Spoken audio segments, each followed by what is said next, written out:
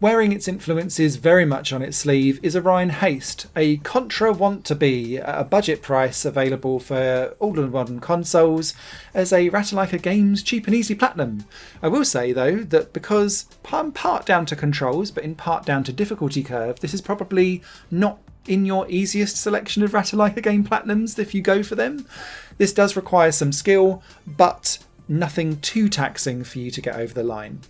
As I said, this game is Contra on a budget, but it does have some interesting twists on it that tries to make it stand out from the crowd, even if it doesn't necessarily succeed on all levels with that.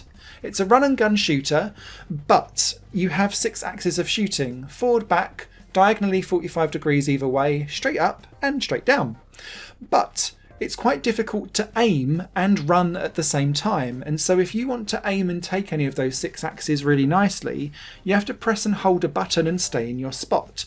But what that does is it means that you're open to enemy fire who will go at you hammer and tongs as soon as you stand still, because this game does like to throw repeated enemies at you if you stay in a certain phase of a level for any more than a few seconds. Enemies respawn, they just keep on coming, and so if you don't actively aggressively progress forward, keep walking or riding to the right in the level, you're going to get stuck and potentially get overwhelmed or just never get anywhere. The couple of things that really stood out for me on Orion Haste as positives were that yes, there is some platforming to be had here, and it's quite tricky because your character is a bit stiff in its movements and motions. But it's not just platforming. There are levels where you're on vehicles, and instead of having to deal with jumps and things like that, you're moving around back and forth between enemy fire that's coming from all different angles to kind of dodge it that way. More akin to an endless runner that you have to then keep shooting to get rid of all of the different enemies on, which is quite cool. The other thing is that the 4 weapons that you pick up repeatedly throughout each level, you always only start with the 1 and pick up the other 3 as you go through, they all have different elements to them. So some are faster but less powerful, some have got quite a narrow window of opportunity, and then there's also the lightning gun that you can use to power up elevators and things like that.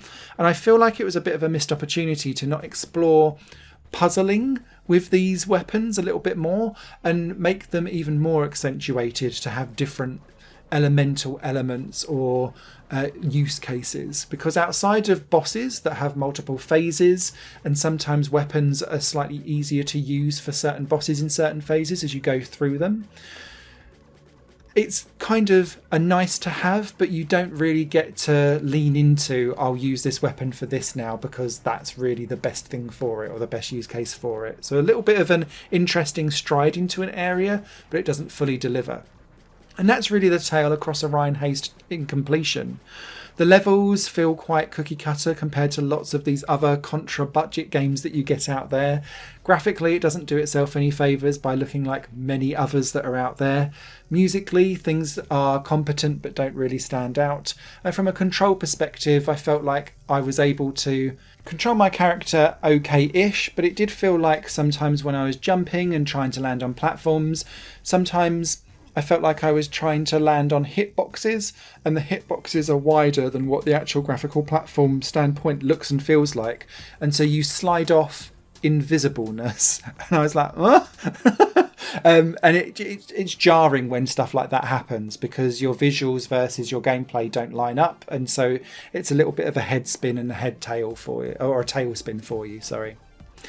Lastly but not leastly, I also find it slightly annoying in these games, and it's a retro hangover, and this is just a design decision for me, that as you move forward through a level, once it's gone out the left hand side of your screen, you're never able to get back there. And so enemies keep respawning randomly from the left hand side of the screen, but you can't go backwards, and that feels slightly unfair and it gets under my skin.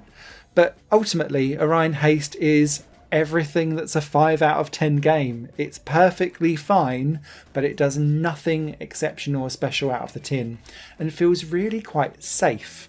And safe for a Contra game, I think, is probably a cardinal sin, and that's why I wouldn't necessarily recommend this one until you see it on a very, very deep sale and you're looking for that relatively easy platinum to add to your collection.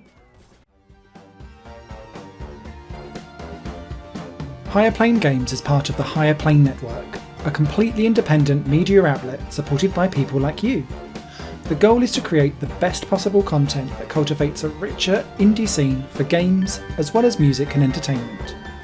To find out more and to get involved, visit patreon.com/Higher Network. Your support makes all the difference, and in return you'll gain access to bonus content and downloads. Thank you for watching.